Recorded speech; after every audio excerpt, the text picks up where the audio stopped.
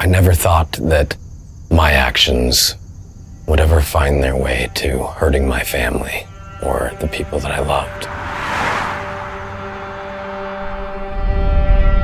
And now I was faced with the very real prospect of that and more.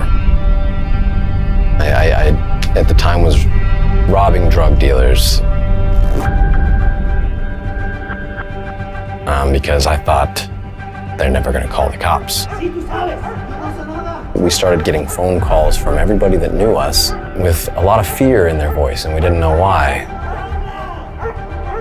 There were people with machine guns and Uzis and shotguns breaking into everybody that we knew's house and waking them up in bed demanding to know where we were.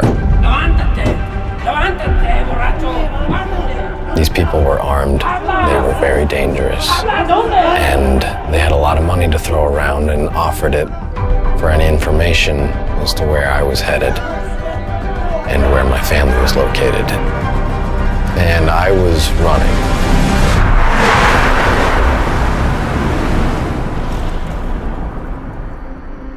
The man who had put the hit out on our heads, he had been in a car accident and died himself, and we were informed that we were safe to come home. I started drinking real heavily. I was ashamed of who I was ashamed of what I knew I was capable of and what I had done all my life. I thought an addict was someone with no willpower, that needed something, that needed to depend on somebody or something in order to be okay. And that wasn't me. I was the one-man army.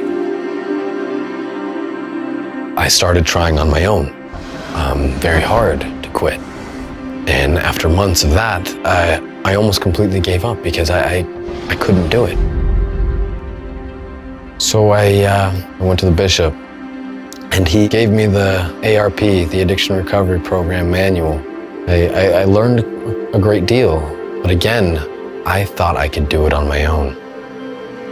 Then he mentioned that there were group meetings where people like me met together and shared each other's struggles. It's very hard to describe. The empathy, the love, the honesty, the humility that you feel when you walk into that group. They've all been there to one degree or another. So I got through the first 3 steps fairly well on my own. We got to step 4. I had no problem sitting there and listing every fault that I had, but I didn't know what to do with that.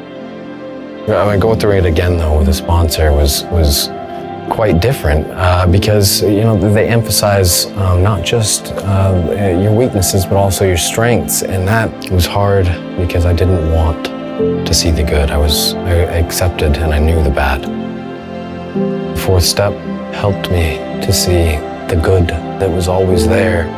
There was a lot of good.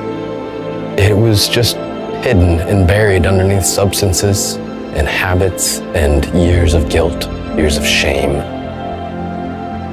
I learned that I needed my God. I learned that I needed my brothers and sisters around me. And every time I think that it can't get any better. It does. It keeps getting better.